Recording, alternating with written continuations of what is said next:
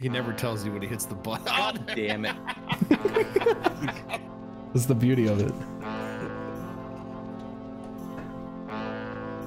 Quick, someone say a slur.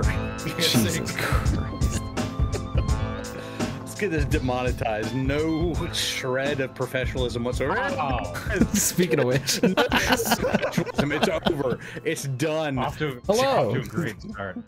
Welcome to Shrimp Hours number 48? 48? Or is it 49? Come on. Oh shit, I actually don't know. DT, We'll let you you should be figure on that top out. of this. 48 for Jimmy Johnson. Shout out. He's washed. Dude, we're starting this off terrible. Hi, I'm here. I'm drive through. Rusty's here. Slap's here. Cody's here. And we have a special guest. Gabe Wood. Who are you? What do you do? I'm Gabe Wood. Hi. Hello. Hello. I'm a tire guy at Alpha Prime on the 45 car, Jeffrey Earnhardt, formerly of tire guy of Ryan Vargas at JD Motorsports, and currently Twitter shit poster. It's the reason I got into Davin's iRacing League, and it's the reason I know him now. Yeah. Yeah, that pretty much sums it up. Welcome to the show. It's just how you get on the show, like you know Davin, and then he's just like, "Hey, you want to be on my podcast? You want to get canceled immediately?" Yeah. I basically told Gabe, I was like, "Yo, you want to be on my stupid podcast?" And he's like, "Sure." Cool. One guy from the Outlet podcast. Yeah, it's not the outlap. Also, races and core. Gabe Wood. Rex sometimes. A lot. Okay, let's open up and talk about NASCAR real quick because I didn't watch any of it. But apparently it was in Sonoma, and apparently the Cup race sucked. Thoughts, comments, opinions? Xfinity was kind of like interesting towards the end there. I think that was Yeah, when Kyle Larson like led everything, and then Darian Gillum did the classic curse where he just said, "Oh, he's got this in the bag," winky face, and then immediately Kyle Larson blows it going into turn 11. Ends up in third. That's what he did at Road America when we were there last year too. Kyle Larson led like the whole thing and then biffed it at the end and gave it to Ty But he Gibbs. didn't even blow the corners. He slowed up too much for it and hit the tires.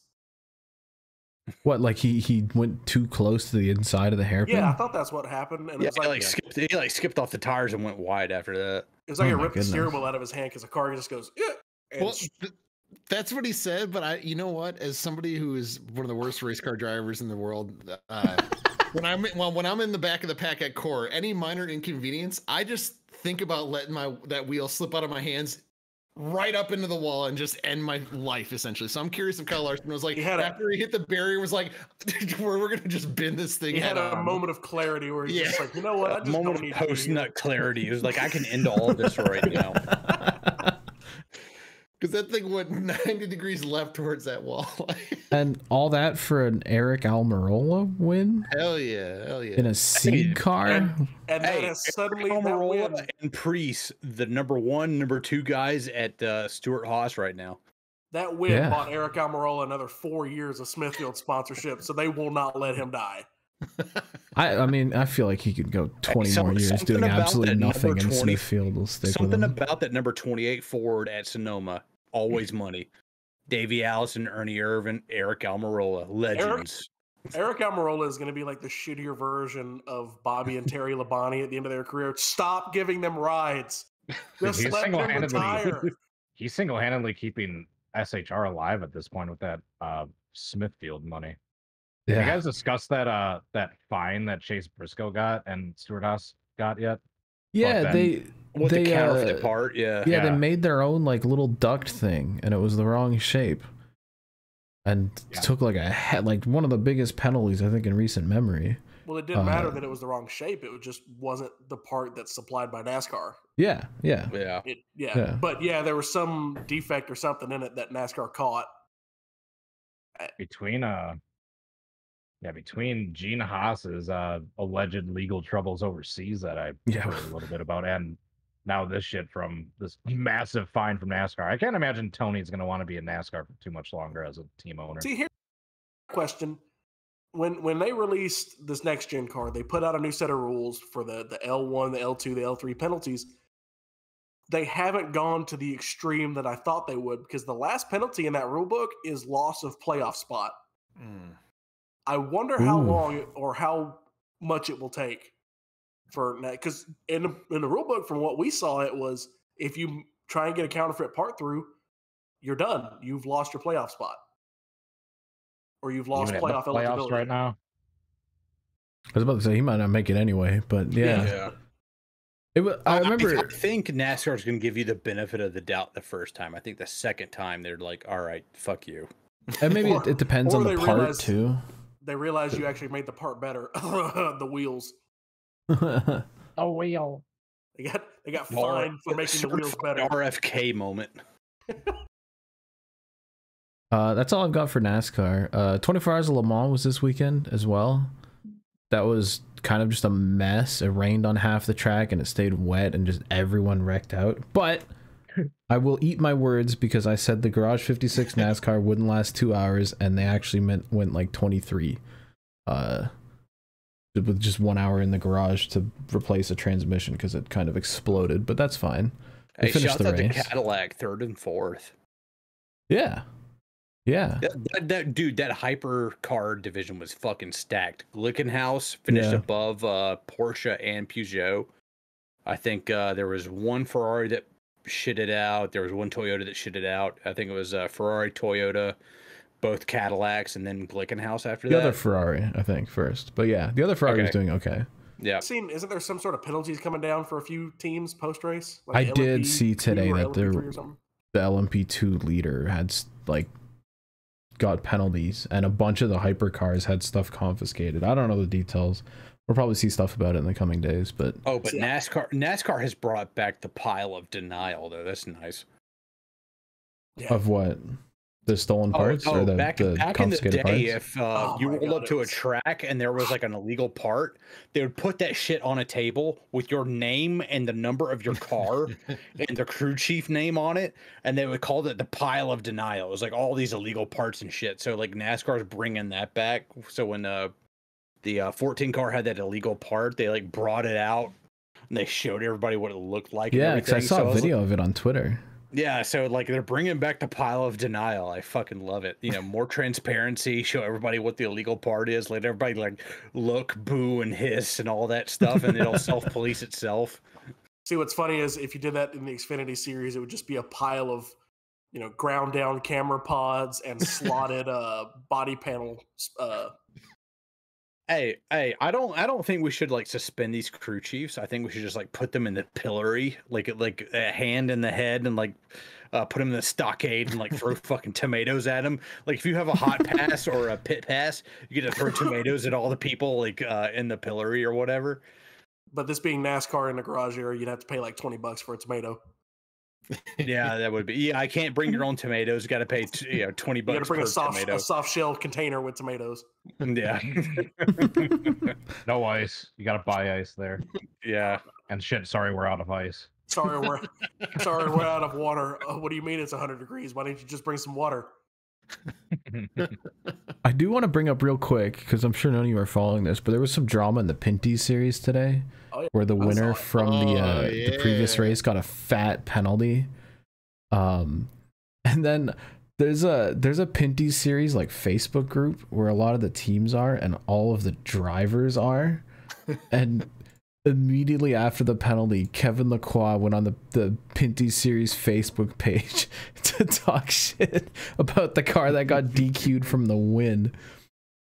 And talked about how the winner tried to do donuts and couldn't do it, and now there's a bunch of allegations of traction control going on. So my man's never beating these allegations. See, spicy.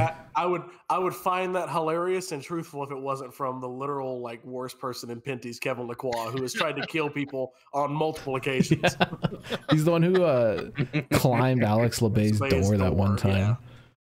I also don't like him because he wins every time I go to CTMP. He just finds a way to win. Well, like that, they post about it. I'm friends with Trayton Lapsevich. I went to college with his brother, and I hung out with all those guys all the time. With Caden? Yeah. Oh, hell yeah. Caden's crew chief over at Venerini now, but he posted on Facebook. He's like, man, I hated to lose a chance to the 3P and then to find out the car was illegal afterwards. What's the deal? And everybody's, I guess, from that side of the fence is wanting NASCAR to do the cucumbered. the encumbered wins. Yeah. Encumbered cucumber. Yeah. Encumbered. I've heard that term in a minute. I do also want to pull up for the what is Twitter doing bit. I want to talk about Erik Albemarola real quick. The way that I found out that he won the Sonoma Xfinity race is he went through and found every negative comment from the announcement that he was running the Xfinity series and replied to them. And everyone said, oh, he's going to finish badly. Erik Albemarola just says L comment. And he went through and he dropped just a hell of a lot of comments. It's from 12 days before. Yeah. It's as soon as they announced this, he just went back to the announcement and just replied to everyone's negative comments. Ever since they announced this race, Erik Almirola been sitting in his house with headphones on, just listening. No, it's better than that. Because 3 hours before he dropped all these, he posted a picture of him in a boat and said, "Do not disturb, #off weekend." And then a few hours later was replying to everyone's comments. So I'm just imagining Erik Albemarola in the boat with his phone. And he still has better cell phone and internet service than Davin trying to start this podcast. Yeah. So he got shit faced on the pontoon and he started honestly, mad respect for talking shit and get all this kid to shut the fuck up and just hitting the pontoon boat, putting the phone on silent and being like, fuck it, I'm a millionaire, fuck all of you, and then just driving around in the boat. He's sitting in an inner tube with a cooler in a smaller inner tube getting shit faced on Lake Norman. Probably fucking some model on the side, you know. On that note, I want to talk about Core real quick because we had our Rockingham race last week. On that note, fucking models on the side, we're going to Core. Ain't none of you getting laid. You're right. But we had a bang of a race and it was actually really fun and I was kind of impressed. I thought it'd be a shit show and it wasn't. Is Cody dead? No, it was. Cody's dead. It was a shit show to start off the race because none of us know how to drive. But we wrecked on lap 1 both races, but after that we went green in race 1. I like at the beginning of the race, everybody up front, because we do the reverse grids. Everybody was getting EOLs like, I don't want to start up here. I don't want to start up here. But that man down there, Rusty, dude, like, nah. I was so hyped. I think I was like row 3 or 4, and everybody took EOLs, and I'm like, DT, I might be up front. I might be starting close to the front. And then like I don't know who the last dude was. He's like, give me an EOL, because Ben was like, do we have any last takers? I think it was Corey, and he was like, yeah, I'll take one.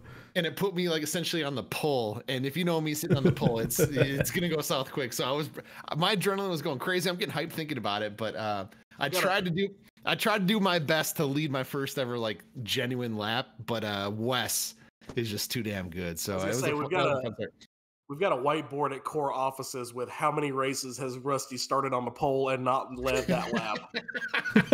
I think we're up to 7. That's great. Here's a little side bet of eat shit into turn 1. This goes back multiple seasons. I've never led like an organic lap in the history of Core, from NASCAR Heat 3, 4, 5 to iRacing. I've never like genuinely done something for the front of the race.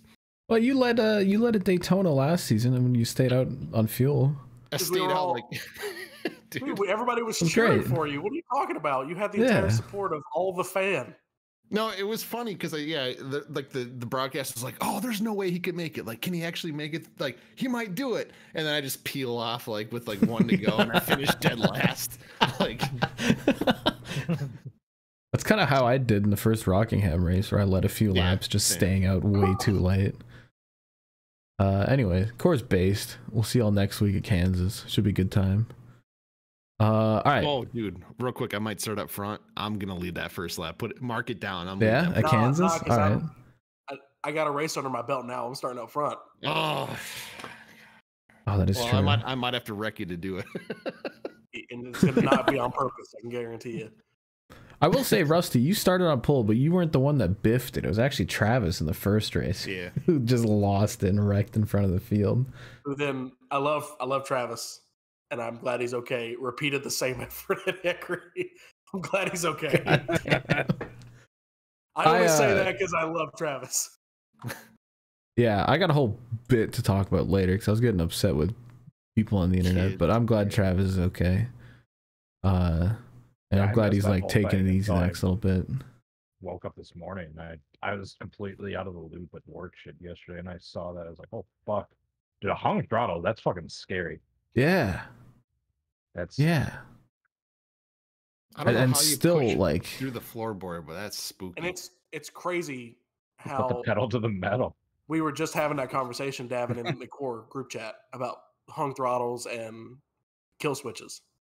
Yeah. That week. That's spooky. Yeah. He said he tried to go for the kill switch, but there's just like no time on a track that short. Yeah. You realize halfway down the straight, shit, the throttle's not coming back. The corner's right there. Got like a half second. Concrete wall. Yeah, it's just scary. But goddamn, he put the pedal through the fucking floor. That's my boy. Landon Huffman could never. And I hate that, like, there's so many people going on Twitter like, oh no, he broke the car's fucked. And it's like, okay, like, buddy had a hung throttle, he's in the hospital, like, everyone's tagging him and being like, oh Travis, what did you do, haha. It's like, I don't know, like, this has got me all worked up on Twitter. Before anybody gets mad at me for making fun of like Landon Huffman, it's because Landon Huffman's like a track champion, and he knows not to go, like, he knows how to baby it and, you know, all that type of stuff. And he's probably has that finesse like Jeff Gordon at Martinsville. Jeff Gordon at Martinsville said he never went full throttle. You know, he let off the throttle at the start finish line and like coast into turn 1 and 2 and all that stuff. So Landon Huffman probably never pushed it full throttle, foot to the floor. And Travis, not having as much experience and being in a limited late model with a little bit less horsepower, probably put, you know, his foot to the floor, which had never been done in that car before, and it got stuck, and then that's what happened. See, wasn't his fault, wasn't Landon's fault. It's just nobody expected that to happen. It's just a freak accident. Yeah, and stuck throttles can be anything like just tightening down the airbox too much. Like, it's literally just when that throttle goes all the way down and then just won't come back up because it's stuck on the airbox. Like, it's stupid stuff like that, and that you never think about, that can hurt people. So if you're ever putting together a race car, here, double, triple, quadruple check, because it's too late to check going into the corner. Yeah. And I'm so glad Travis is all right from that, because stuff gets ugly. He's a little bit concussed, but old boys should be good. Yeah. All right, we got some paint schemes to go through real quick. Not a whole lot this week for the Dripper Drown segment. Slap, you sent me this. What the hell? Where is this from? We've got it's from Sycamore, an Alan Kowicki wagon.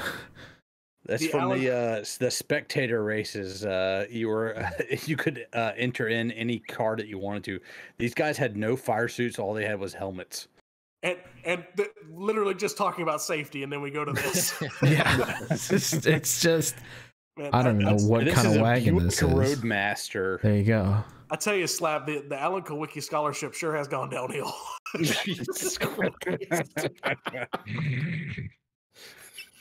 Yeah, just stock seats. So this guy was actually running like second or third in the race, and he ended up having a flat tire. I had to go back and fix it.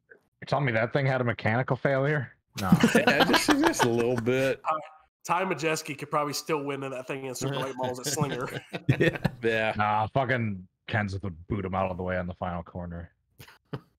No one else will recognize this, but that's also definitely a Robbie Gordon 7 and not an Alan Kowicki. That's the Tommy Baldwin 7. Yeah. All right. Real quick, I talked last week about the Todd Gilliland Serial 1 e-bikes, the 51, the dude fucking ripping it on the side. and all their promo graphics had this dude just like leaned all the way over on the e-bike. Showed up to the track. No bike. There's no. They didn't print the dude. Oh no! It's just a plain blue car. The dude is not licensed in the state of California. I'm suing for false advertising. See, I wanted to see this dude dumb up shit on that there. NASCAR doesn't approve paint schemes for. Well, nah, because he had the dude when he was in the 38, but in the 51 he didn't. But on the bright side, Cozy ran the 38 paint scheme, and he had the dude on the side of the car for the Coke race. Oh, yeah, there we go. Go on. I'll take that. Go back to like Atlas Esports Twitter real quick. They posted some graphic that like showed all their cars in the standings. Oh, most recent, right? I'll tell you what happened. They didn't have codes. Yeah, Altus Esports put out their like post-race results graphic, and Cozy forgot to do his homework, and he didn't send in like the render they made of his car, so he just gets a logo.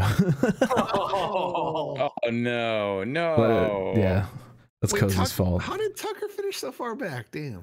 He got he when Cozy restarted third, got up to second place and was fighting for the lead. Like that was the one. Like that was his opportunity. Slap that can crack absolutely did not come through the mic. Damn it. How much of what I said came through? Yeah, Zero. I got it, but I knew what you were talking about. I don't think anyone else heard it. But I got you. Okay. But yeah, the restart where Cozy had it, Tucker was like right behind him and got loose on the high side and then bounced off of someone and just wrecked in front of the field. And that's when the caution came out. And because Cozy was in second and there's no choose rule, he's then stuck on the outside, and then, you know, he ends up finishing 8th. Because iRacing still can't build a track where the outside lane works. Yeah. Yeah. And remember it the sucks 2 years because that we had the dynamic tracks and like everything was so much fun. And then dude, I talk about this all the damn time, but I remember ripping the top at Iowa in the Xfinity cars in like 2017, 2016. Good times. I remember a league that I used to run on iRacing called the Can-Am Racing Series. And we had an all-star race that I actually ended up winning. Like, it was cool. It's like my second or third win ever in that deal. But like, it was fun. They didn't broadcast it, so it wasn't like serious. It wasn't sweaty. But everybody, it was 28, 30 guys where we just had a blast. And Charlotte with the Xfinity cars, the bottom lane worked, the middle lane worked, and the top lane worked. And we were 3 wide for the lead for like 7 laps. Oh. Hell yeah. And they took that from us. But hey, guys, at least California has a grip strip. They did say they'll work on it after the dirt update, and the dirt update seems to be going pretty well. The one that they just dropped last week. I'm excited already for the Eldora race with Core. I think we might actually run the full power cars there because they're actually really fun. Are we still at the point iRacing 6 years after dirt got released? We still don't have tire wear on dirt. They do now, as of last week. That was the update. Well, that and the like overall feel is completely different. It's actually so much better because it used to just be kind of like icy slide. Like it just felt like ice. It was, you couldn't really do anything anywhere. But now it's like sticky and you can like actually get in the corner and like feel the grip. Oh, good. Now Rusty's gonna and rip it around out there. into Eldora turn 1 and just grip flip. Okay, some more paint schemes from this week. Did y'all know? At Sonoma, this is the first week this season that Kyle Larson wasn't in a HendrickCars.com car. He ran that scheme like every damn week, and this is the first one he's running Valvoline. It actually looks good. Hey, why had the Valvoline can like on the side right there, like tilted? Because it's dumping out the oil. Slap. Yeah, right in front of his rear tires. It's getting tilted. Oh, so now he has an excuse when he spins out. No, he's got to counteract the traction control. Real quick, look at the hood on the car. The Valvoline logo goes all the way up on the windshield. Like, what is that? Yeah, it seems like it's too high because they also, I feel like they could fit the letters beneath the carbon grill vent things. They got to get rid of the uneven hood. It's got to be like one solid fucking piece. I hate this shit. Well, I don't know what changed this year. They used to have this bit painted, but now it's this. The Chevys have this little black piece on it. As of this year, like that wasn't a thing last year. Anyway, it's 'cause they're stupid. Bubba Wallace also ran a car that wasn't ass. It's still Why not does this great. look sun bleached? CMYK. I don't know. California. The number font still sucks. The logo's kind of weirdly positioned. That's a DoorDash thing. Why did they not just extend it throughout the... Oh my god. Yes. They have the space for it. I don't really understand. DoorDash, but the overall design is better than anything else he's run this season, but that's also probably the lowest bar in the entire sport. So anyway, nice to see some effort was put into a 23XI paint scheme. So dude, I do like how the jack post kind of integrates with the scheme there. That was definitely not intentional, but yeah. Let's see. Nah, I give him the benefit of the doubt. It's pretty slick. No, I don't. Not these guys.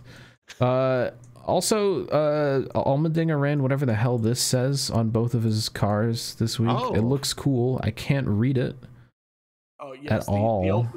The ultimate sign of a good paint scheme. You can't read the logo. Yeah, I really don't know what that says. Gabriel Flas. Gabriel Last. No. That's the most important part. The bin store. Yeah. I genuinely don't know what. Is it wine? Okay, it's wine. Sabriel Glass? No, it also looks like maybe it's Gabriel Glass. Gabriel Slap. Oh god, do we got a date? Gabriel Glass. All right. I mean, looks cool for a logo that you can't fucking read. Yeah. Dylan Lupton also had a cute looking car. Look at that excavator. You did a good job, Gabe. I patched that door number because it was a 44 at Portland. Oh. I had to line up the excavator. You can't tell, can you? No, not at all. You did Looks great. good. Thanks. Also, like, what did y'all do with the tape up here? This is kind of cute. I don't know. That's Michael Brandt. That's to confuse the lasers in the scan room. Yeah, that's why it's all dark over here. They're cheating. Oh, that's from qualifying too. Freaking laser beams. Oh yeah. Announced today. Chase Elliott had a 11-year-old and 13-year-old hospital patient design a car better than he's ever run. Yoshi's car. Hit the button. Anybody's been able to do all year. Yeah, like genuinely, like 2 kids in a hospital just put out this absolute banger. This thing's sick. I think Yoshi's Island car. It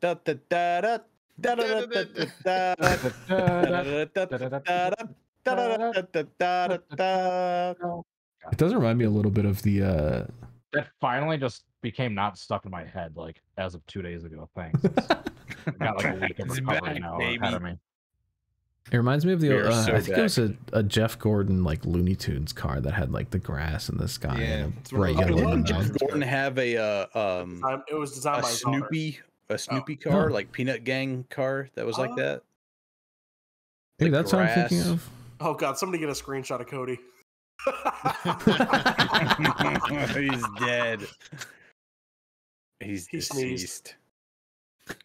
We'll be seeing Hotel Wi-Fi got his ass. Slap, you are 100% correct. Jeff Gordon ran a Snoopy car, which may be the one that I'm thinking of. As like a blue grass. Yeah. That is pretty similar. Cars that are unintentionally the same. Yeah. It's even got the green on the hood, doesn't it? A little bit of grass on the hood. Yeah. Yeah, actually. That's actually pretty impressive. I don't know what this is meant to be on the hood. That's a kind of looks like a dumpster fire, but that's Noah's Ark on fire. Mom left the crock pot on too long. That literally looks like Noah's Ark on fire. The one that I was thinking of is on fire. Is actually very similar. It's the museum is just seething right now. The Jeff Gordon Bugs Bunny one also has like sled. That blue and green. The one on the right combo. is like almost identical. Yeah. Even with like the little hints of red.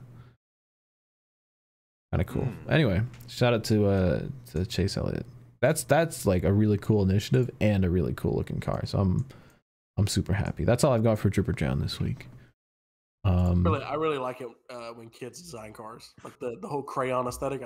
Dude, just and see what like you tell a kid draw a race car, and you might get an actual paint scheme. I think it was Edwards one year had like a legit paint scheme, or that you get Jeff Gordon's daughter because she just went like that across the whole car.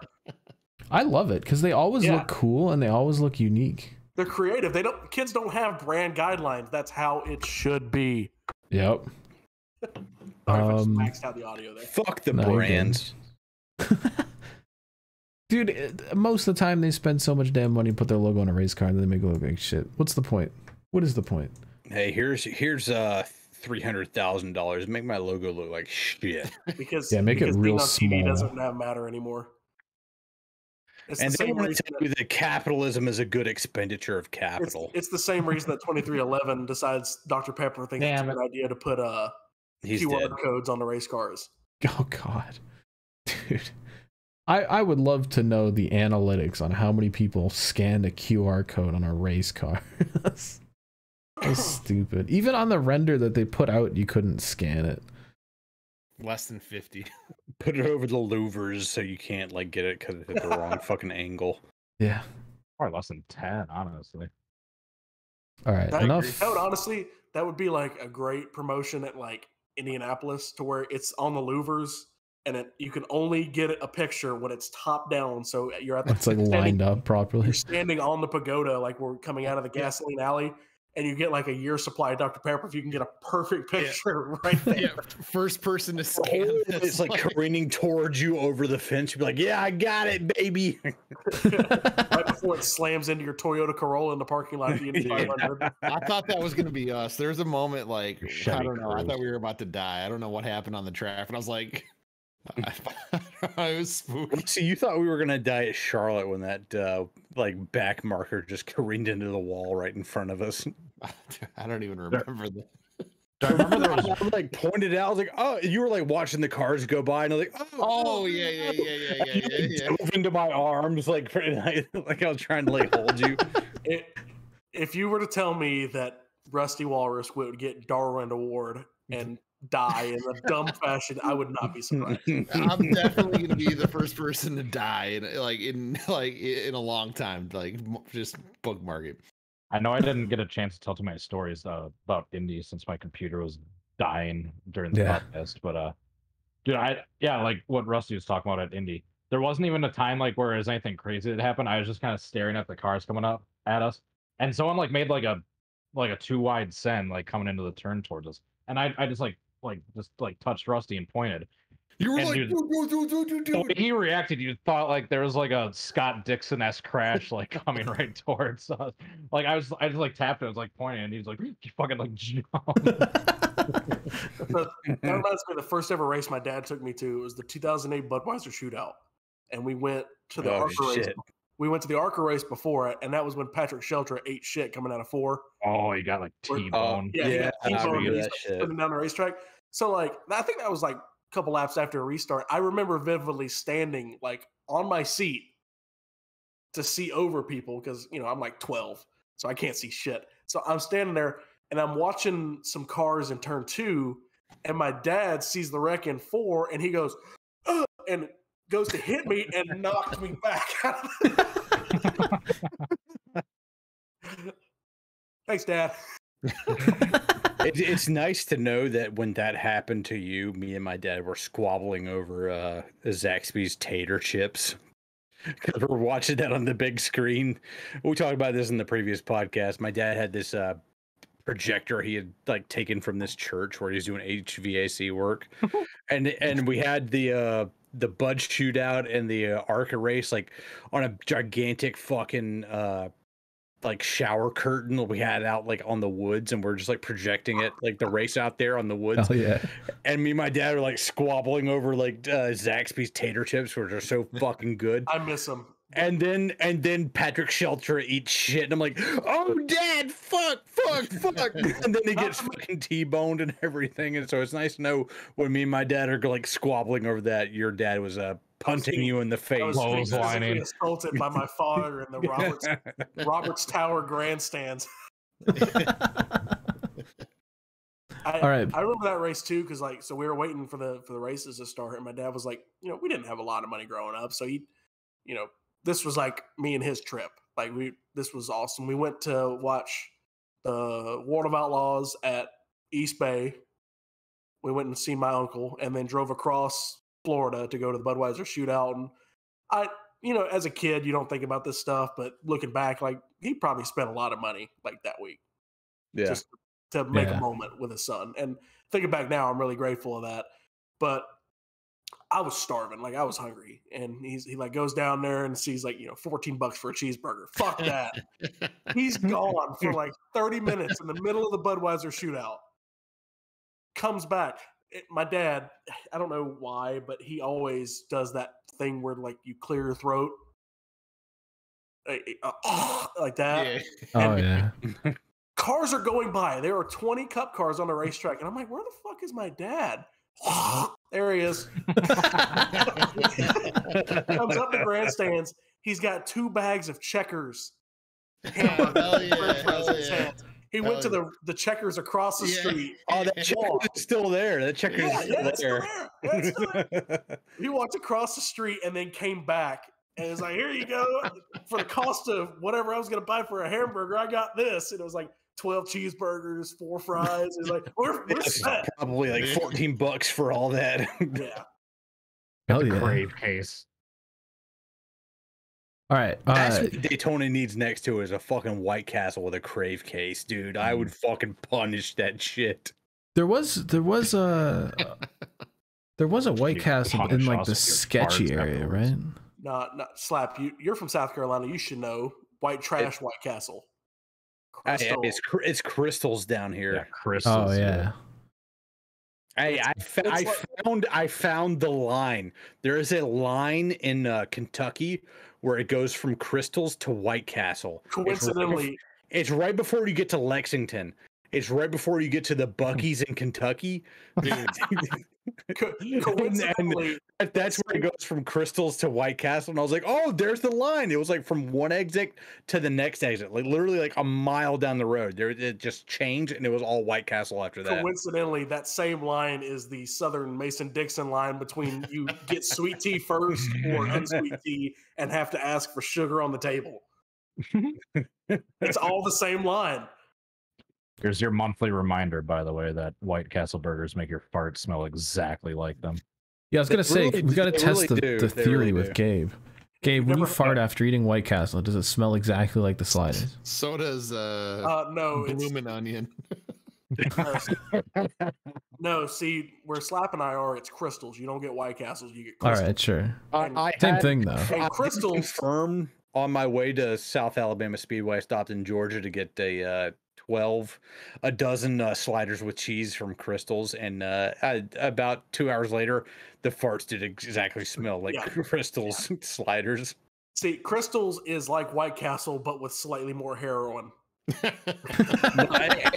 it's meth. It's meth. It's energized. It's probably both. It's missing 3 teeth, and the only diploma it ever got was from the DUI school. Do we want to do a Slap crazy ass moment? Slap, I put up all this shit. All right. We do. Okay. Research. I have it right here, and you're gonna deny me now? No, we've been going through all these good stories. I was just making sure. The way you described it, I imagine the cooks at Crystals looking like Wendy from Breaking Bad, like that prostitute. I was just missing all the teeth and shit. If you've ever seen a pregnant woman taking a drag off a cigarette, just imagine her like working the drive-through at They either Crystals. look like Wendy. They either look like Wendy, or the manager is Huel, and he's just as lovely. How happy are you, Huel? Reasonably. All right, Slap. It's time. What do we got this week? Crazy ass moments in history. Most professional sports can trace their lineage back about 100 years or so. Football, as we know it, with the forward pass, 11 versus 11, is about 110 or 120 years old. Baseball is about 150 years old. If you really want to go way back there, sumo wrestling has been basically unchanged for 500 years. There are very few sports that are basically, as old as we are. It's really hard to find a new sport that has broken through to the mainstream. One of those is mixed martial arts. it seemed like a no shit assessment, but you know, martial arts, mixed martial arts being like, hey, let's put a bunch of guys from different disciplines in a ring together and let's just let the best man figure it out. It seems like, yeah, no shit, we're going to do that. But as we got into the modern world, there were so many barriers we'd put up in front of ourselves that we never really did get to see what it was like to see two men fighting each other. You know, just a no holds barred, just to see which fighting discipline was the best. This is the birth of mixed martial arts as we know it. UFC 1 in Colorado in 1993. Let's get right into it. It's time for Slap's crazy ass moments in history.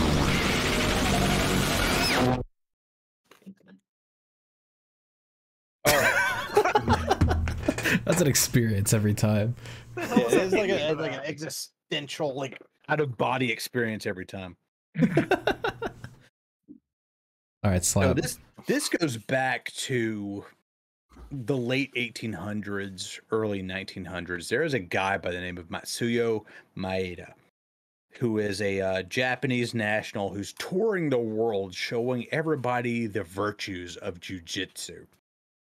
And not just any jiu-jitsu, just his specific version of jiu-jitsu, which focused a lot on throws and basically taking a larger opponent and using their size as a fulcrum so that you could throw them down on the ground, create a scramble, wrap your arm around their neck, and just choke them out. They put on fighting exhibitions in New York, in Miami, in Havana. They eventually get all the way down to Sao Paulo and Rio de Janeiro, Brazil, where they run into the Gracie family. The Gracie family was a bunch of Scottish immigrants that had gone down to Brazil to search a new life, fame, and fortune. Eventually, there is a guy by the name of one of the descendants of the Gracie family named Elio Gracie, decides to fight Matsuyo Maeda one-on-one in a match that lasted over 2 hours. He ended up breaking it. He ended up breaking an arm for his troubles. Not nearly as famous a battle as that one with John West Townley, but significantly better than John West Townley versus the Hatchet. Oh. That's a crazy ass moment in history. There's another one. There's another one. Sorry, Slap. Sorry. I dropped my fucking cue card, you asshole. He's got cue cards. Somebody don't bend over. Brad K's looking at you. I know. Brad, noted anti-communist Brad Keselowski is back there just waiting for his opportunity to thrust a katana through my side. That's deep shrimp lore, by the way. That's hell of a lore right there. So Elio Gracie like learns all of his fighting, how to use jiu-jitsu to his advantage. Elio Gracie was the smallest son of his family. The Gracie family is already slight of frame. He weighed about 145 pounds soaking wet walking away from the buffet table. He was a small dude. So he takes all the lessons he learned from Maeda and hones down jiu-jitsu down to what we now know as Brazilian jiu-jitsu. Basically, trim it down to its basic components, create a scramble.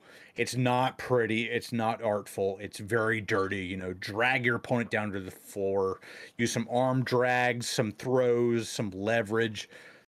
Just create a scramble and wrap your arm around their neck. Squeeze as hard as you can, and you'll win the match. Well, one of his sons was Rorion Gracie, and he was a very good Brazilian jiu-jitsu practitioner, but he ended up going into marketing, and he ended up going to the United States, and he wanted to get in with marketing. He put in all these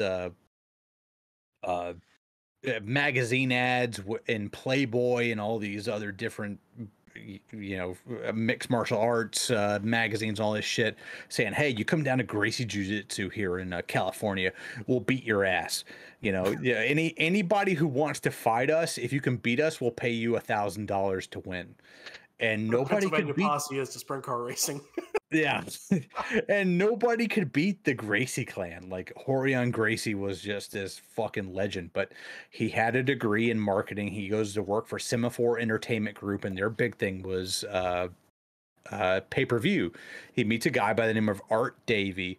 Art Davies is looking for the next big pay-per-view buy, and Royce Gracie sells him on this idea of Vale Tudo, which is Brazilian or Portuguese for no holds barred.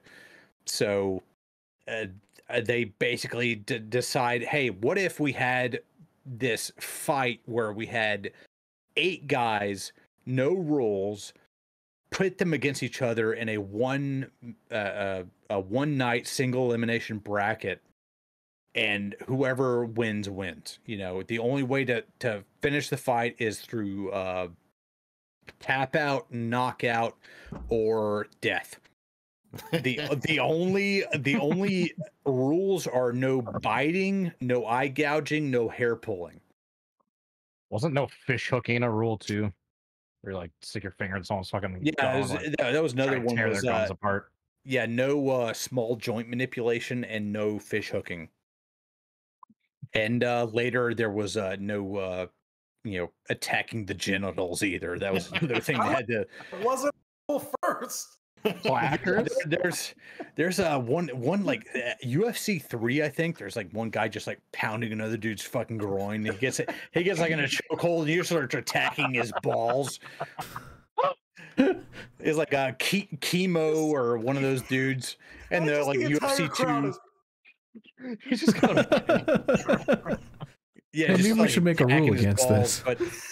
But anyway, they just get footage of that. They get this like fight put together, and Art Davies putting out all these ads trying to get guys signed up for it, and he puts out all these ads and magazines and the back of VHS tapes of Gracie Jiu-Jitsu highlights or whatever, and he eventually gets all these freaks and weirdos like sending him like applications and everything, and they're saying, "Oh, I've won 200 street fights. I'm a big tough guy. I've won 100 fights. I'm undefeated," and all this. Art Davies decides, "Fuck it, we'll let the cage decide." You say you won 200 fights, we'll put you in there. I believe you. So he gets all these freaks and all these degenerates to go in there. There are a few people who are like real deal, like actually know how to fight. A couple guys like Gerard Gordeau was this French kickboxer who was really good. Art Jimerson was this very well-established boxer. There was Ken Shamrock, a professional wrestler who actually did fight in Japan in Pancrase, which was sort of like a proto MMA type of deal where you had to wear like thigh-high boots and all this, a Speedo and all this weird type of shit. But he gets like all these weirdos in the first round and all this stuff against like the established guys. And they decide they're going to have this fight. They have a problem, though. There is no athletic commission that will sanction the fight.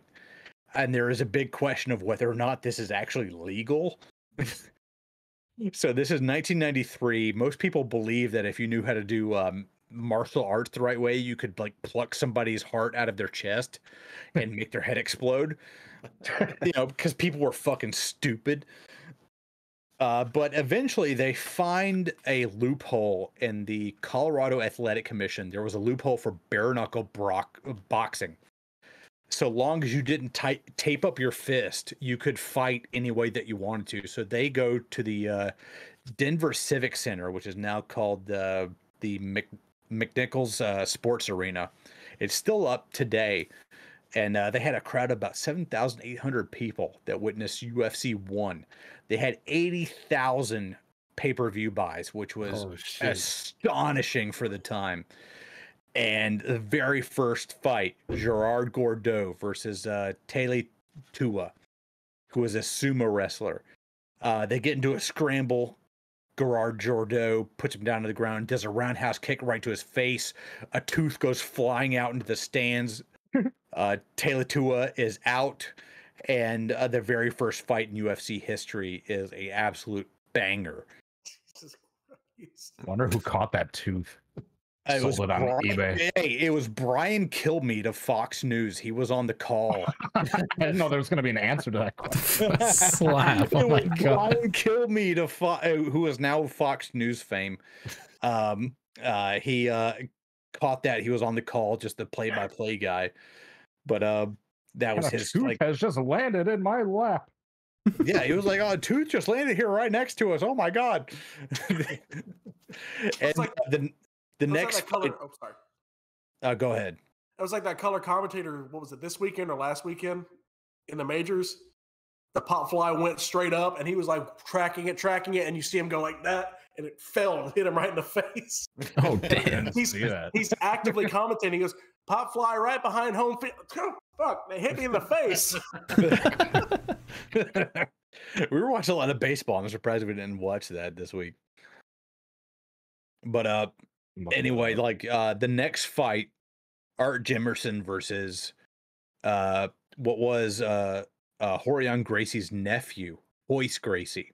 Royce Gracie weighed about 160 pounds. He was a pretty small guy. Everybody asked Rorion, why did you put your small nephew into this fight?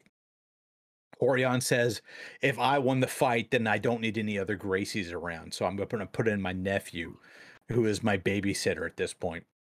So Royce Gracie goes up against Art Jimerson, who has one boxing glove for. I was going to say, yeah, reason. What is that? Yeah. He gets him down to the ground, chokes him out. Art Jimerson taps. He goes up into the next round versus Ken Shamrock, who outweighs him by about 55 pounds of pure muscle. That is WWD welterweight guy. That's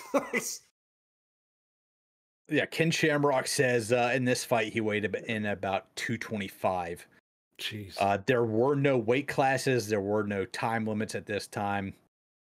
The fight ended in about 2.5 minutes. Royce Gracie choked Ken Shamrock out. Ken Shamrock tapped out. No way. Yes. So Royce Gracie goes on against Gerard Gordeau, chokes him out. Gerard Gordeau had bitten Royce Gracie on his ear during the fight in a clinch, and Royce Gracie repaid him by choking him out. And even though Gerard Gordeau tapped 24 times, Royce Gracie just held on to the choke. Back. Oh. So that was the tale of UFC 1. $50,000 to Royce Gracie, UFC 1 champion. And that is this tale of how the UFC started. And as we go along, there were some legal problems again. Yeah, UFC 9 comes around. There was in May 1996, and there was some sort of stipulation that you could not strike with closed fist. You had to have an open palm. Here is Mark Coleman versus Dan Severn, basically going at it with open palms. There apparently was some sort of closed fist strike, which got them in some legal trouble. Fast forward to UFC 12 at the Buffalo Civic Center in Buffalo, New York. And basically the night before the fight, the Buffalo the City Council, as well as the New York Athletic Commission, shut them down and say, we're not going to let you have this fight. And the UFC packs up all of their shit overnight, flies down to Dothan, Alabama, where they can get a legal fight going. And the problem is they don't have somebody to do fight interviews or fighter interviews. So they call up their talent agent or whoever, and they're like, hey, we got this guy from California. His name's Joe Rogan. And he says he's willing to do this, even though it doesn't pay a whole lot of money. Joe Rogan says, dude, this is the coolest shit ever. I want to do this. So he is the locker room interview guy. And Joe Rogan with hair gets to interview Mark Coleman at UFC 12 at Dothan, Alabama in 1997. There he is. Look at him, dude. He's so young. Not the same. Okay, I refuse to accept that current Joe Rogan and Fear Factor Joe Rogan are the same person. Yes. So Joe Rogan does all the interviews. He ends up getting the play-by-play slot, later color commentator slot. As UFC 20 comes around, the Semaphore Entertainment Group sells it to the Fertitta brothers, who are descendants of a crime family from Galveston, Texas, who start up a bunch of casinos out in Las Vegas. The Fertitta brothers end up getting the UFC to host all these big events in Las Vegas. Then they get in with Donald Trump to host their events at the Taj Mahal. They have the Ultimate Fighter Season 1 finale at the Taj Mahal. Stephen Bonner versus Forrest Griffin in 2005. Ends up being this like banger fight on cable TV, no pay-per-view necessary. These two dudes beating the absolute shit out of each other. They rocked it. And Dana White, who was the friend of the childhood friend of the Fertitta brothers, ended up giving apparently whoever won this was supposed to get $100,000 fight deal with the UFC. They ended up calling it for Forrest Griffin. Dana White was so impressed by both guys, he gave them both $100,000 for the fight contract. And then the UFC took off. The next pay-per-view between Randy Couture and Chuck Liddell had almost 500,000 pay-per-view buys, and that was it. The UFC, as we know it, was born off the blood spilled off of countless canvases stretching from Mississippi to Alabama. Most people saw those fights decades after the fact. Guys were trading back and forth brain damage for peanuts. But that was what built the UFC. Mixed martial arts, as we know it, was built based off the blood spilled on canvases and like random podunk civic centers all over the United States. And it was all because of some Brazilian dude who really wanted to get his family's a form of mixed martial arts out there, and a hungry guy in the pay-per-view business by the name of Art Davies all came together, and they basically wanted to make their own version of Mortal Kombat. That was one of their big influences, and they actually hired the art director from Conan the Barbarian to develop the Octagon as we know it. Oh shit! Because Conan the Barbarian fought in a stone octagon, so they was like, "Hey, we have to have an octagon for this." And they made it out of chain link fence that went all the way around. And they're like, "Hey, should we have a barbed wire at the top of this? Maybe a moat filled with crocodiles, so they can't leave." A moat, so they can't leave. And eventually, they got talked out of that. But in UFC 2, Big John McCarthy was the referee, and he basically wrote the UFC rules that we know today. You know, you can't grab onto the fence. You can't throw somebody over the fence. You can't kick somebody when they're in the head when they're down. All of the rules that we take for granted now in mixed martial arts were built in UFC 2. That one ref hasn't gotten the memo. What's his name? The dude that always lets the fucking fights go on way longer than they should. Herb Dean. Yeah, that guy didn't get the memo about no kicking in the head while you're down. I was gonna ask. Cage fighter. Herb Dean was a cage fighter. There he is back there. You see Yeah, him? I recognize him. And of course, the dudes are bloody as shit. He's like, "Nah, keep it going. It's fine." This fight was over 30 minutes ago. No, he built the UFC as we know it. Herb Dean's incredibly based. Big John McCarthy, incredibly based. I know it's still early, but can I toss my vote in for the title to be brain damage for peanuts? That's good. But that's it. That's how the UFC was born, based on you know, a couple of fucking weirdos who are willing to fight for $50,000 and some weird pay-per-view guys who are willing to, you know, sacrifice some human blood for some quick cash. Aren't we all? Alternate title for this amendment: no kicking in the balls. we had to add this. I like the no throwing him over the fence. Like, had that happen in the first one, where there's like some like 800-pound sumo wrestler and some little dude just fucking tossed him. Oh, no, dude, like, oh, we need to make a rule about that. Happened to UFC too. It was like Keith Harrington versus Yarbrough was this big fucking sumo guy. I forget what his first name was, but he like literally threw him out of the ring. Keith Haring like came back in and it did a roundhouse. Oh, no. Oh, he's dead. I see it.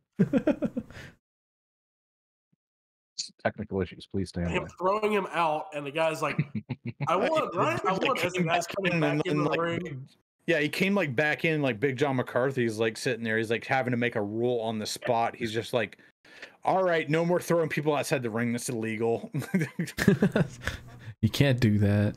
Said that the kid making up his own rules at like football, but he can make them because it's his football. Yeah. Yeah. All right, that was quite the moment in history. I didn't actually know that the UFC sort of originated from Brazilian Jiu-Jitsu. That's kind of cool. All right. With slaps, crazy ass sport. Why do we do this? With that, it's time. What exactly is Brazilian Jiu-Jitsu? You kind of just explained it. Jiu-Jitsu, but you just kill somebody. All right, it's time. It's time. We got to go to Animal Planet, our favorite segment.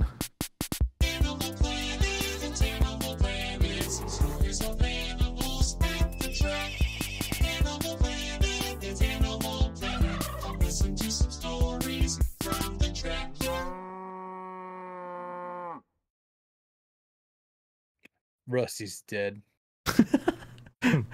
Animal Planet segment. We talk about just in time. We talk about people at racetracks behaving like animals. We've got quite the compendium over the past 47 episodes. I want to start real quick with Cody, because you've been at random dirt tracks in Ohio. Do you have any Ohio animals to report from this week? For Ohio. Yeah, I've been doing Ohio Sprint Car Speed Week for the Circuit of Champions. Started off doing a USAC race on last Thursday on my way down here.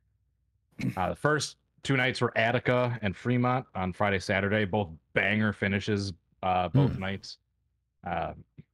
Zeb Wise passed Tyler Courtney on the first night at Attica. Last corner, slingshot her on the outside for the win.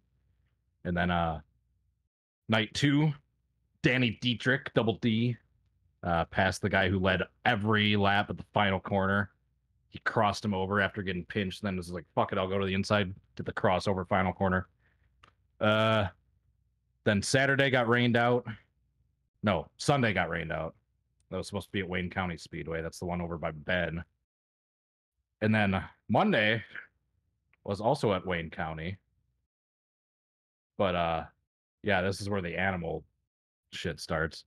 Because yeah, it was one of those days where it could have gone either way. They could have canceled it or it could have gone on.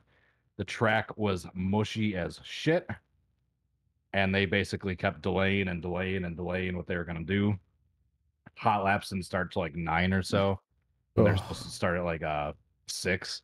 Yeah, you'll be there like all damn night if they keep going. Like a quarter of the drivers backed out like by the time hot laps started. There's a whole bunch of drama going on. There's a bunch of like huge drivers meetings down in the pits like beforehand. And yeah, finally they did go on with the race. There's no crazy incidents, but the track was just rough as shit. It was one of the roughest track surfaces I've seen yet. Just ruts, potholes galore. They were fucking bicycling, getting up on 2 wheels, almost flipping. Surprisingly, no one did. And yeah, it's been a fun stint in Ohio. The human animals have actually been limited, aside from the normal people that just don't wash their hands. But I'm just the normal Ohioans. The normal slap shoes is. Yeah, it's standard. Yeah, I'm kind of just immune to those stories at this point. Yeah, I don't have anything crazy aside from the track conditions. What was that, Slap? I've finally broken you. What, did you actually wash your hands? Yes, at Sycamore Speedway, I did wash my hands. How do you like those bathrooms, by the way? Pretty fucking bad. Yeah, they're not great, are they? They're not the worst, but they're certainly not good. Dude, Cody, you've been gone. You missed all the talk about the Anderson Speedway bathrooms. We've spent like 2 different podcasts talking about those. Yeah, the Call of Duty gulag fucking 1v50 pissing contest. Dude, you have no idea how long I was just biting my tongue, not wanting to spoil the surprise of having you guys just walk in and just see a ceilingless 3-sided trough and just nothing else. Well, I'm gonna pull this up. Gabe. Walk up in there, I see no fucking ceiling, and I just immediately walk the fuck back out. I was just like, I'm done. I can't do this. No. So this is the Anderson Speedway men's bathroom. If you would have me back on this podcast, I'd have a recurring segment. Oh my god! It's just a skyline. It's just a 3-sided. This is the Call of Duty, Warzone 1v1 gulag over here. Yeah, shout out to taking pictures of people peeing. Whoever snapped that photo, isn't that a crime? Is that, I think Caleb took these. Is that circle in the middle where the wash station used to be? I think that's where you'd have a bonfire at night. No, it's the Satanic. No, before they built the stalls off to the right, that's where you just pop a squad and just. That's where you poop. It's where you poop. Yeah, I'd like to think that's where you put a tree, just give you some shade. Yeah, but if you would have me as a recurring segment on this podcast, it would be Gabe's bathroom report of the week. Because going to all these fucking NASCAR sanctioned racetracks, you get some good ones and you get some bad ones. Oh baby, send us pictures. Like Nashville's pretty good. Like that'll be, I think that's the next race we're going to. Nashville is actually pretty good because they redid the whole garage area. Charlotte's great until after the garage opens. So like as a tire guy, I can go in 30 minutes early. It's clean, it's beautiful, and then as soon as someone takes one dump in there, the ventilation is awful, and it just turns it into a hot mess. It's a gas chamber. But the worst one so far has got to be Indianapolis Raceway Park. If anybody's ever been to the infield, in the infield, the tiny little trailer thing. No, this is the purpose-built bathrooms at Indianapolis Raceway Park in the infield. It is a single building that's like brick. It's just brick. I'm sure there's not even mortar. It's just they might have taken that down. I was literally just in there 2 weeks ago, and I don't remember seeing that building in there. I hope so, because it was dark, no light. There was one urinal and one stall, and the stall was made out of a wood that if you got close enough, you could see through it.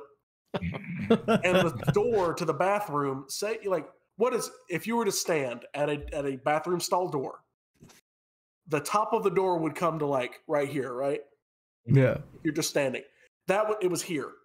Oh, I've got no tracks that have that. Yeah. You just look right in. The chest level stall walls. Yes. So if you're pooping, you're just. Yes, someone's in here. Dude, I'm sure I've told this story before, but yeah, I went to one bathroom. I don't even remember which track it was, and it's probably for the best, so I don't fucking out them. But yeah, they had 3 stalls when you walk in, and then the urinals. So you had to go past the stalls first, like when you first walk in.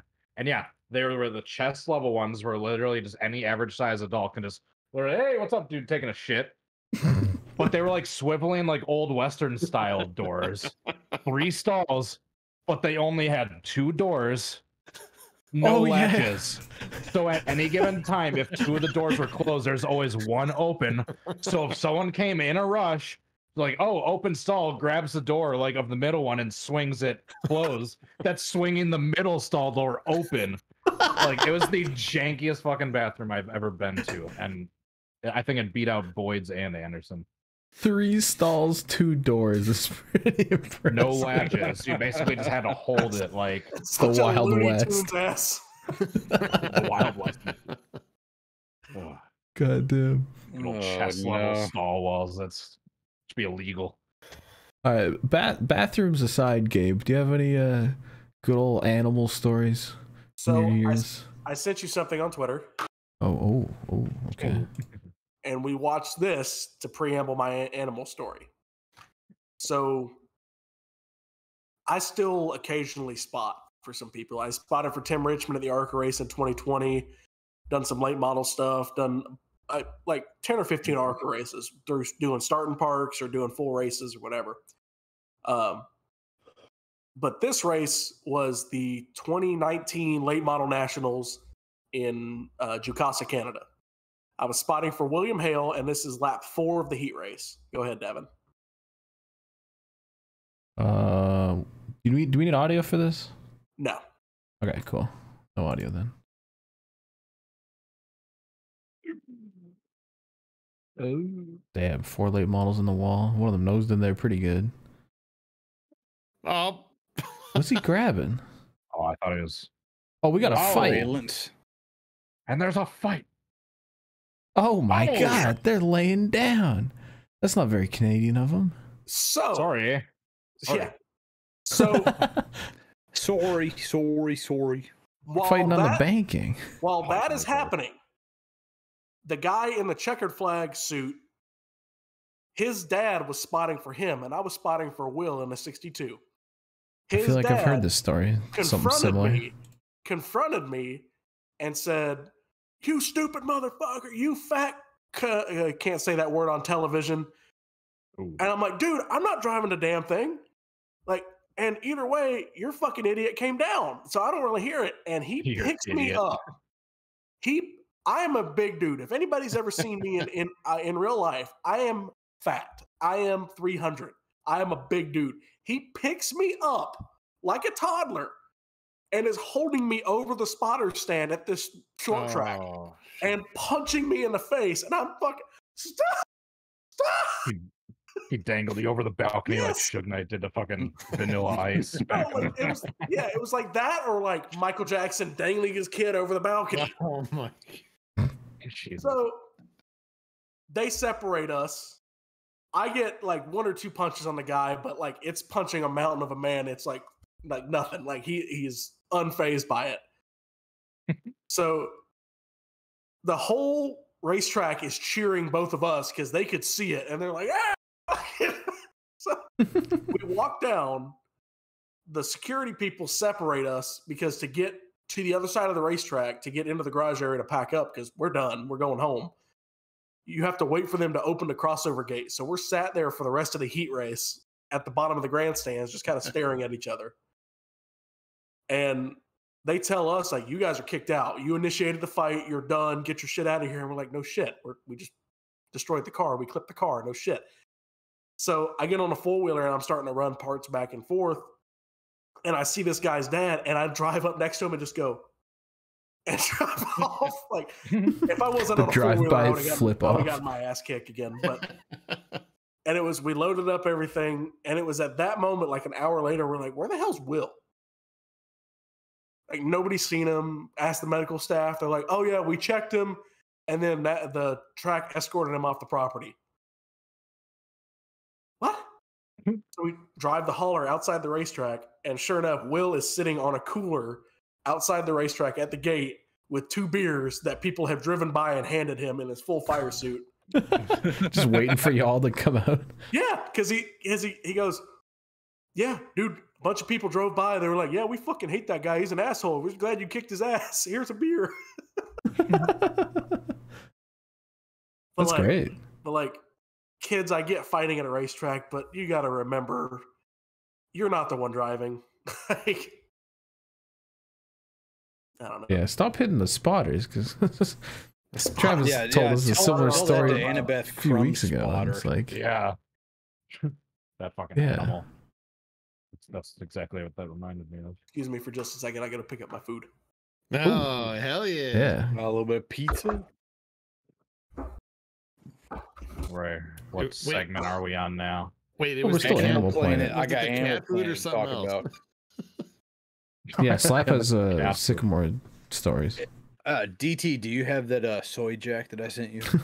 I do have the soy jack that you sent me. So there was a midget that was careening towards the turn 1 bleachers at Sycamore, so I had to take a picture. Was he driving a car? No, Trace, a friend of the Shrimp, said, "Hey, if you catch the next midget that careens in there, you get to keep it." And I was like, "Hey, here's POV when you're me getting my very first free midget." A Circle City Raceway hat. Yes, that I bought over there at Circle City a couple weeks ago. Ben's last dirt race. I do appreciate that we can see that they haven't extended this fence. No, they have not. Since the incident. I thought they did, though. Did they take it down? No, they closed down that tiny section of the bleachers where it's like open to that gap during open wheel races. Oh. It's not a very big section, and that's the only section like that was prone to happening too. Oh, but I think I sent you some stuff in general about Rockford Speedway. What did you say? Oh, by the way, Slap, before we get off track, did you know a good segue into your segment too? Apparently, the World of Outlaws back in 2016 pulled a Bristol dirt and covered Rockford Speedway in dirt, but they did it like 2 days before they actually raced. And I only found out about it after this past race at Wayne County. That was like super rough. And I was reading comments on social media, and yeah, I got directed to that race at Rockford. It was basically like the roughest racing surface on a dirt track, like basically ever. Yeah, 2016 at Rockford Speedway. It was just a shit show. Slab posted this video. Yeah, so I went to the trailer race of destruction at Rockford Speedway, which is the most base shit I've ever seen in my life. Oh my god. So there's 31 truck and trailer combinations that start their race. It's not even a race, like technically speaking. Like, oh. Uh-oh. God damn it. What in the... We're experiencing some technical difficulties, folks.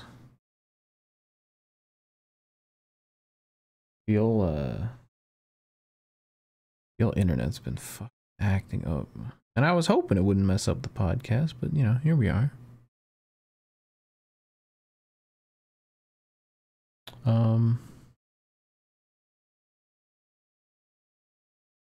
Yeah, I guess I can check in with you. See how you doing, viewers? You enjoying the show? Yeah? Alright, good. Me too. This is weird because my internet is still working. It's just Discord breaking? Yeah. The hell? Yeah, that was just Discord. My internet's fine, actually. Hold on. Alright, well, you can't even see me now. That's crazy.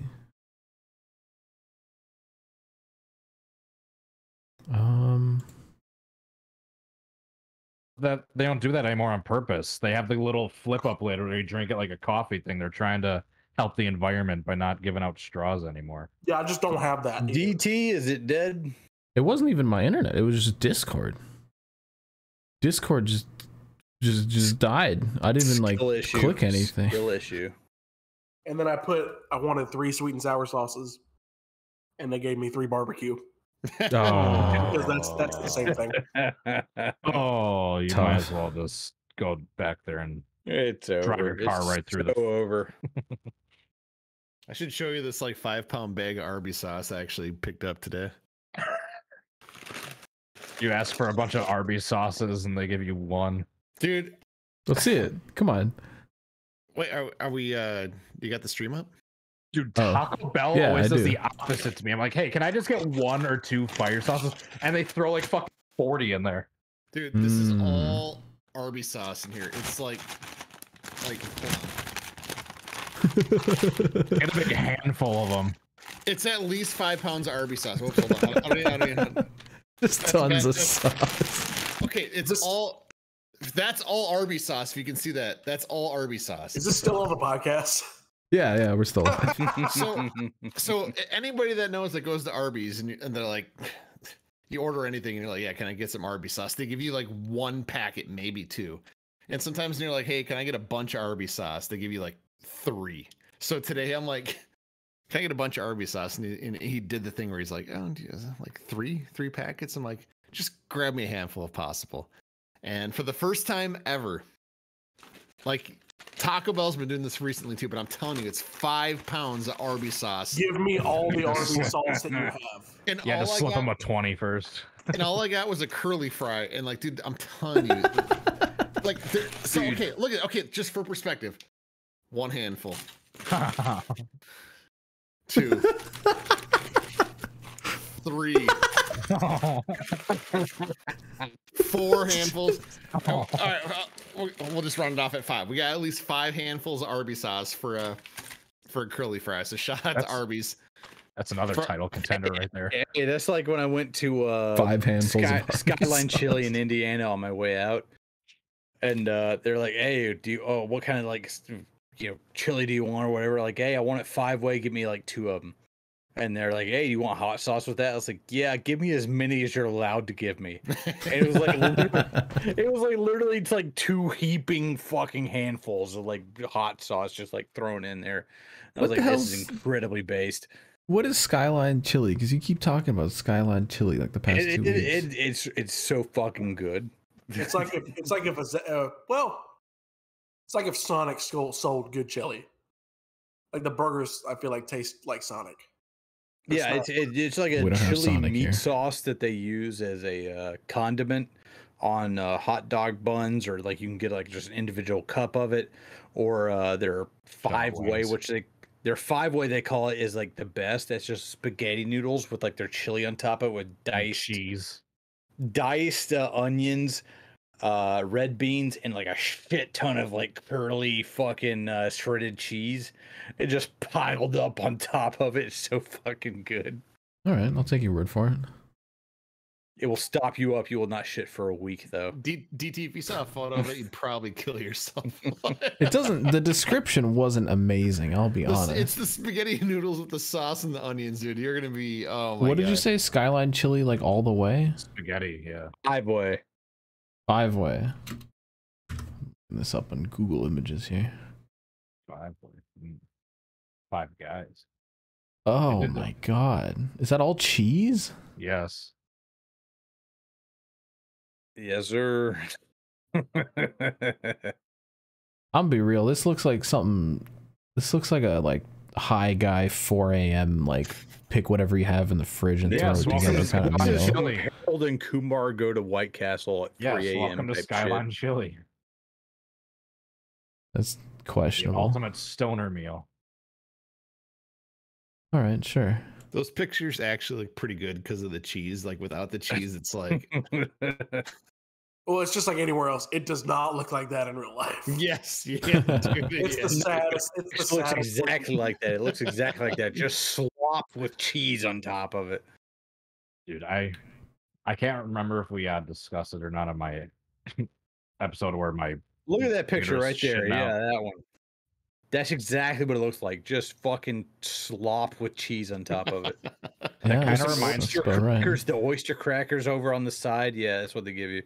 Just the complete obnoxiousness of that reminds me of the baked potato with mac and cheese and fucking. I saw that in Cozy's vlog. Dude, I got that same thing. Yeah, that's the $20 potato. I didn't even. Cody's dead. I think he said he got a third of the way through it. IRP definitely upgraded since last year with the truck race. They had the $20 baked potato, but also like the fresh potato chips, like fully like loaded. That was pretty cool. Nice. I think Slap got those. Mm-hmm. Any other Animal Planet action? I think that covers our Animal Planet for local short tracks. All right, that's cool. Podcast damn long anyway. I do want to get into the media check-in real quick before we get to fan mail. Just check in with what kind of games we're playing and what kind of movies or television programs we're watching. Yoshi's Island. No,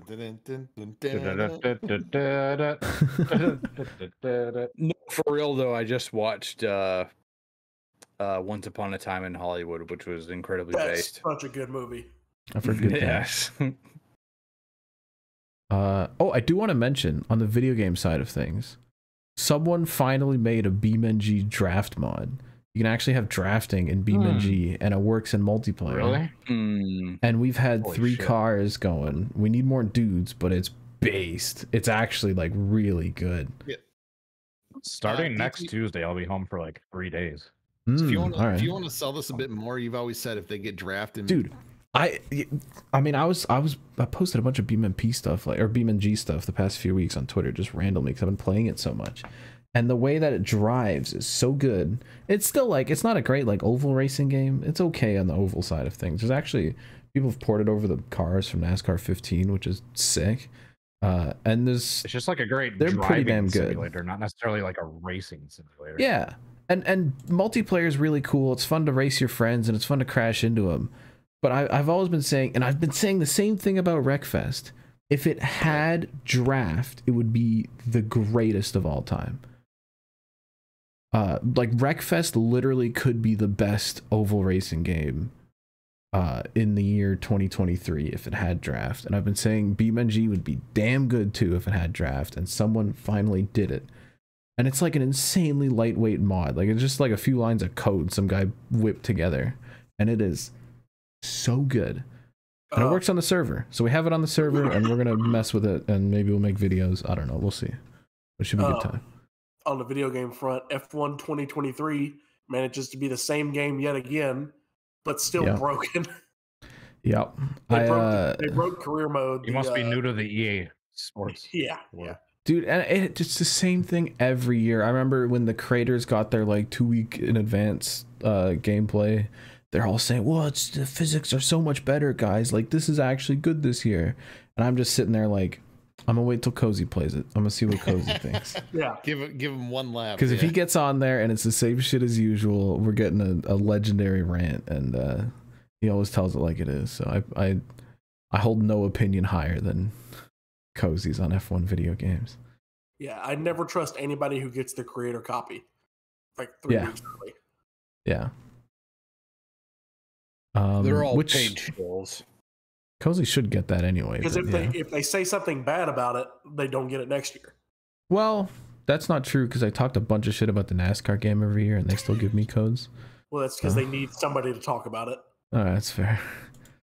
Well, I don't know. My 21 Ignition stream wasn't the greatest thing for their.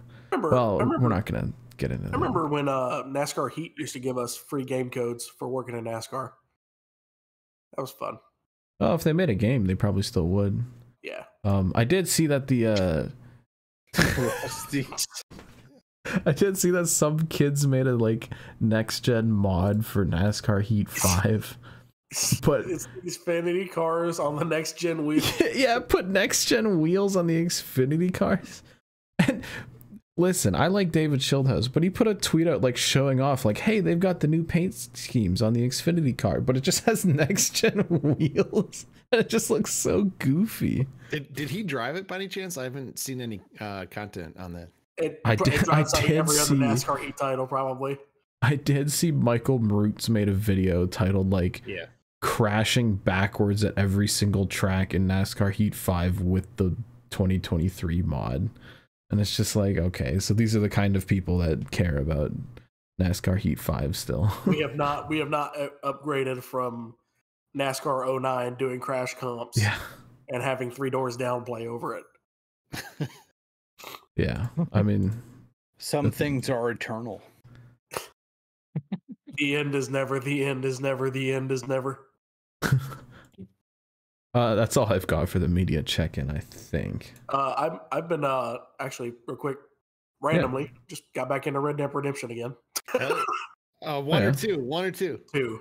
Ah, hell yeah, hell yeah. I just randomly picked it up yesterday. I was homesick today from work, and I just played the shit out of it. Hell yeah. Oh, I do have actually another point that reminded me of.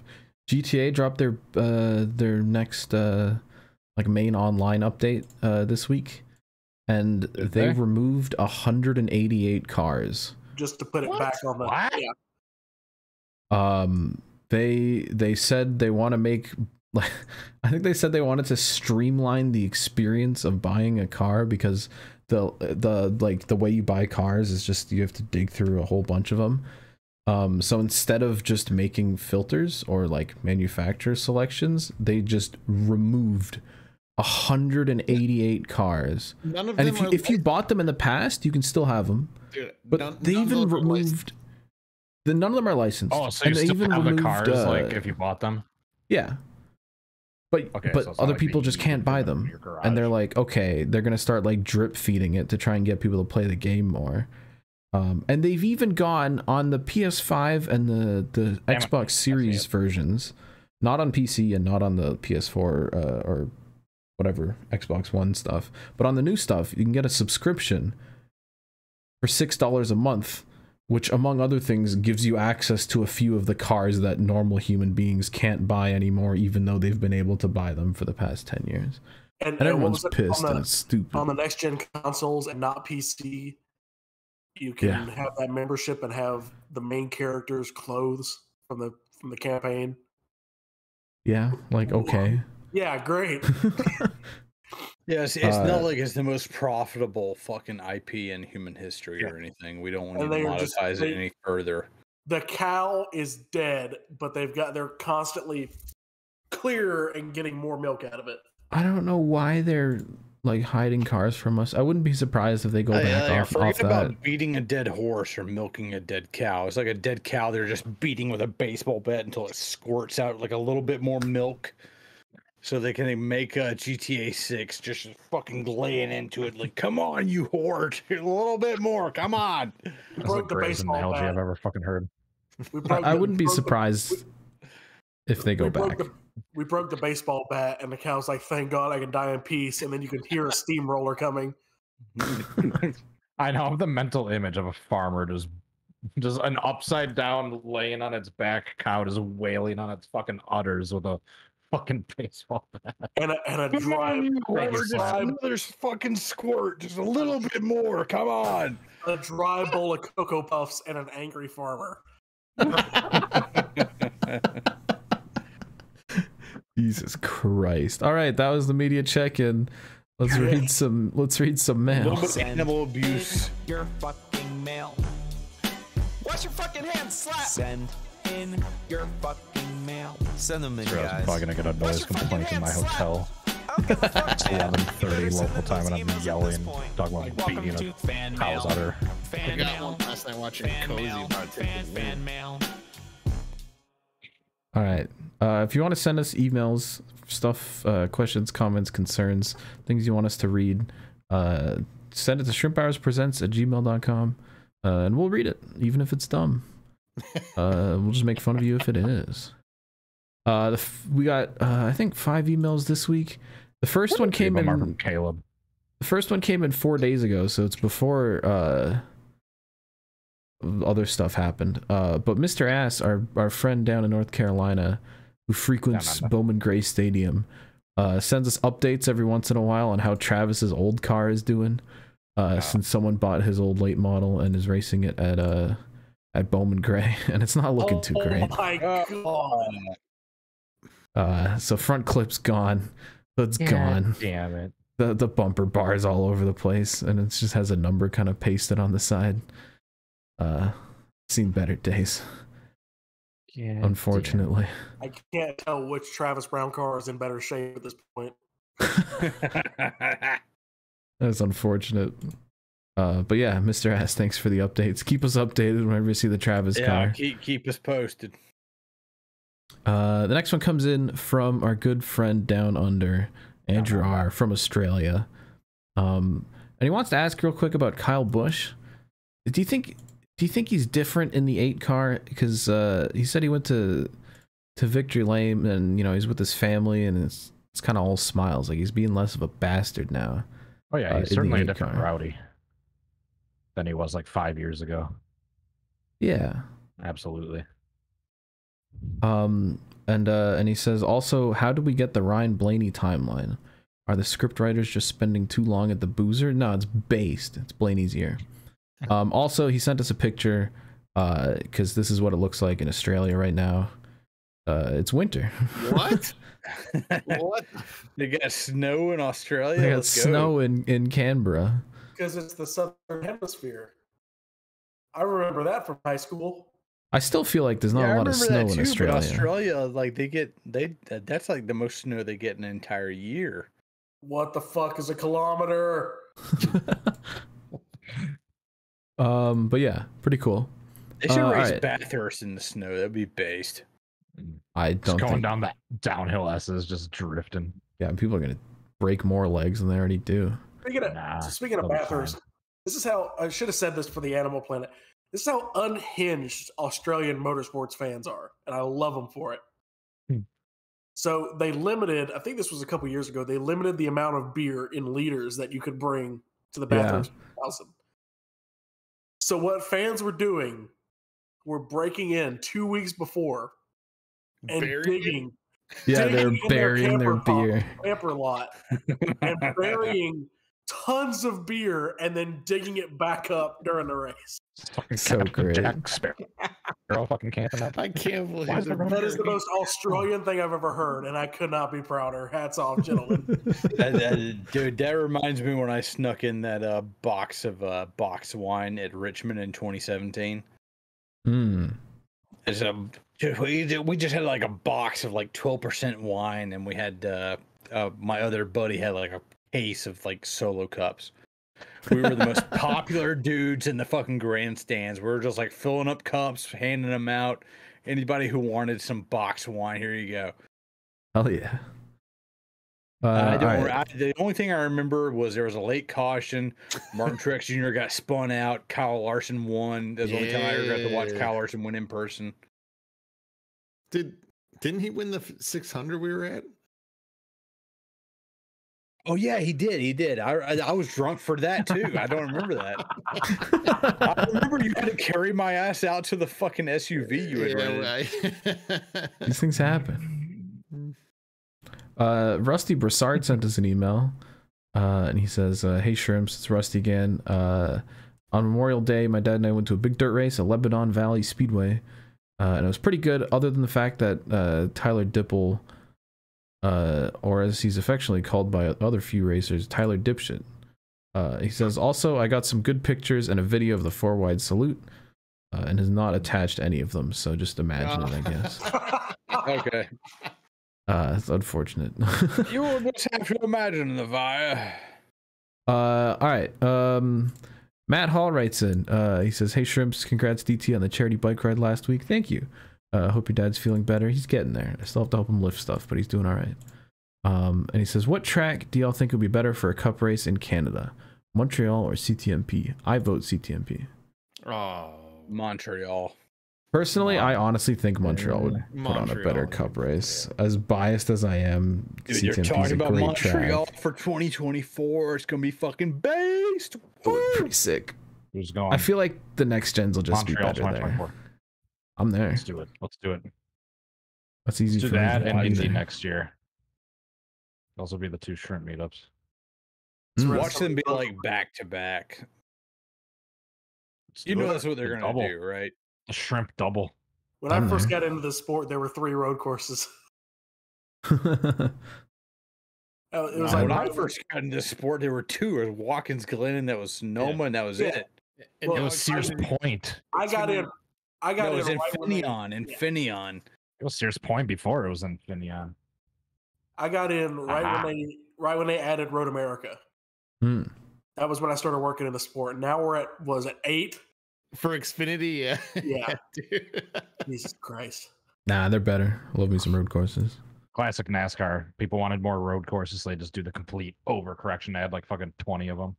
Yeah, to be fair, like those road courses have a hugely loyal fan base. Like Road America has like 100,000 people show up. If they go to Montreal, from the schedule. They will get a ton of fucking dudes in Montreal. Quebecers love racing. Like that'll be a big deal. I'm excited just to see the how the F1 race goes next week. So I think it'll probably be like a record crowd there. All right, we got one more email to read. It comes in from Harley Payne. And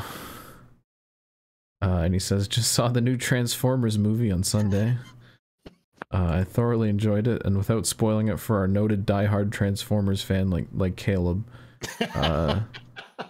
I feel that while it may not be the best movie ever, it was a significant step in the right direction for the franchise. I'm not reading the rest of that sentence.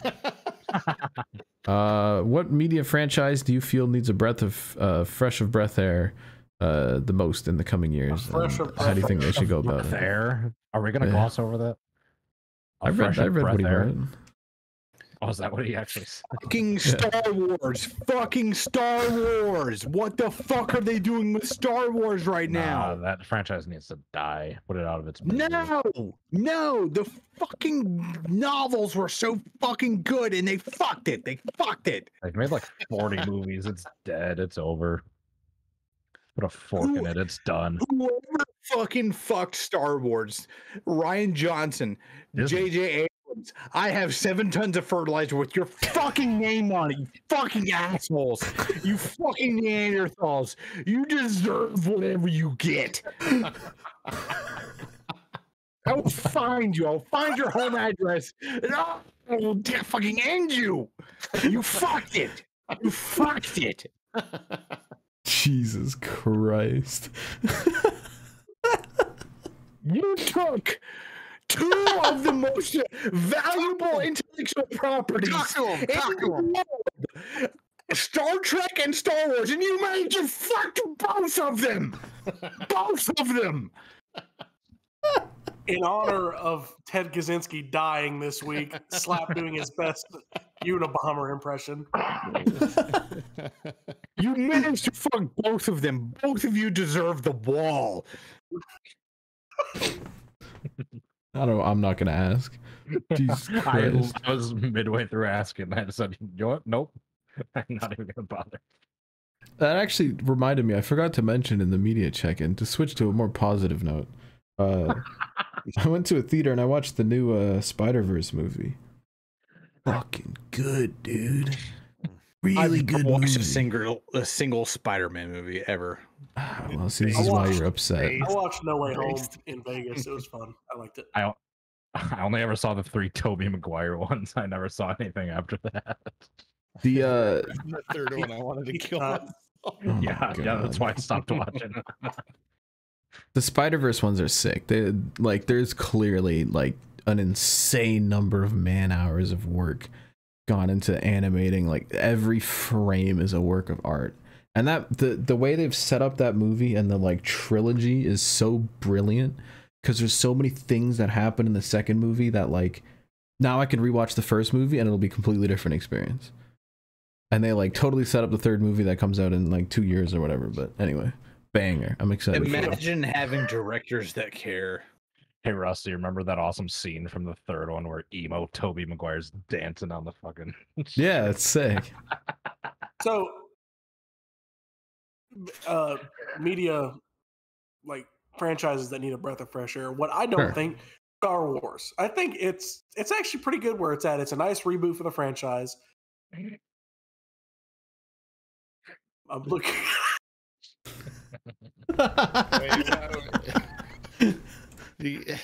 We have to ban this man. We have to ban him. Take him out back. Take him out back. I want to see. I know it's probably going to be underwhelming, but I just want to see a new Fallout game that isn't online based. Yeah. Yes. I've heard rumors that I guess Fallout New Vegas 2, but I've heard that for 6 years. So they're not doing Fallout New Vegas 2. But no matter how like unstable Fallout New Vegas was, I want the old Oblivion team back. Oh, I mean, they've done Elder Scrolls. So, like, what have they done with Elder Scrolls for the past 10 years? Just Skyrim. Elder Scrolls Online. Not Oblivion, Obsidian. Obsidian Entertainment, because those are the guys that actually did New Vegas. Yeah. And then kicked them to the curb after that. Dude, fucking New Vegas was like so next level that when you first encounter Caesar's Legion, I thought that was just like the fixed path you had to follow. I didn't realize there were 4 other different paths you could go off on from that. He saw the Roman legionaries and said, "Those are my guys." No, I just thought that's what I had to do to survive. I was just like, oh, Caesar's Legion, I guess is where the game is going. And then like later on, I was like, oh, I could be like not a fucking filthy like heathen and then like join Mr. House or join the New California Republic or whatever. I love New Vegas for like the branching pathways, like just the different ways you can play the game. Like there's so many people, I forget what's his name, but on YouTube, but he does, can I beat New Vegas with only a golf club? Or can I beat New Vegas without actually killing anybody? Or there's the opposite of kill everyone. Everyone you meet, kill them. And I love... Can you beat New Vegas with only a big iron on your hip? Yeah. But like Slap's talking about when you meet the Caesar's Legion, they have an emissary that meets you. If you kill that guy, they will have a replacement hired by the time that he is to confront you again.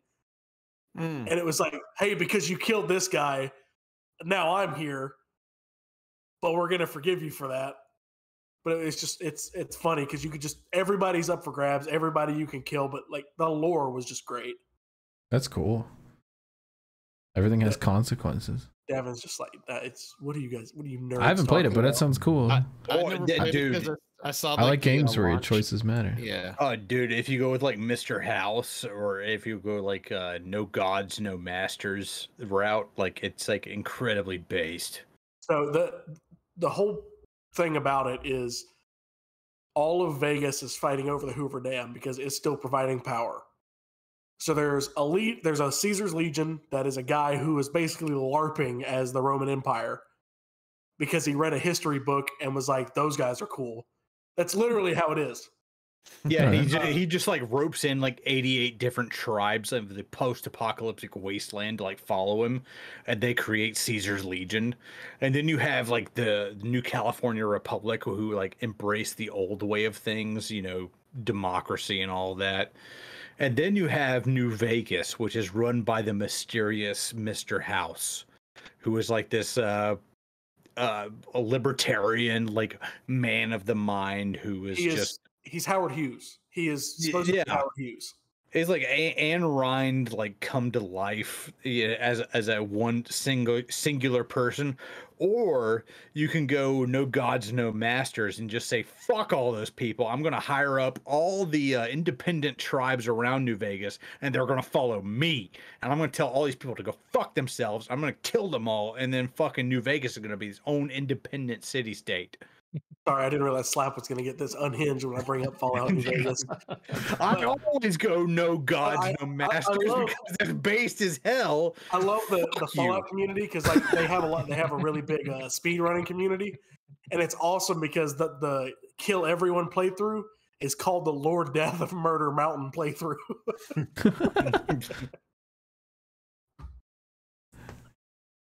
Wow. I didn't realize we'd get that off track by bringing up New Vegas. All right, no, Slap, that was great. I have a new love of you. You should play it. It's great. This was a hefty podcast. This is nearing the record. It's like over 2 hours. It might be the record, dude. We're at 1:48. We're 2 minutes short of the record. But the music's playing, so we got to come up with a title. And we can hear the title we came up with earlier. Brain damage for peanuts. Or brain damage for peanuts. Five handfuls of Arby's sauce is also solid. What's the? But we can hear the broomstick hitting the floor beneath us. That means the party's over. Yeah. All right. Shrimp Hours 48. Brain damage for peanuts. Gabe Wood, thanks for coming on. Thank you for having me. Appreciate you. Follow him on Twitter at woodpecker_00. And watch the Core League Monday nights. It's That's all I've got. Yeah, this is the last ever episode of this show. It's dead. It's Joe Rogan. All right. Everyone say bye. No. Bye. Hello. It's Jover. It's over. we'll be seeing you. But where does Jogan come into the equation? In Dothan, Alabama.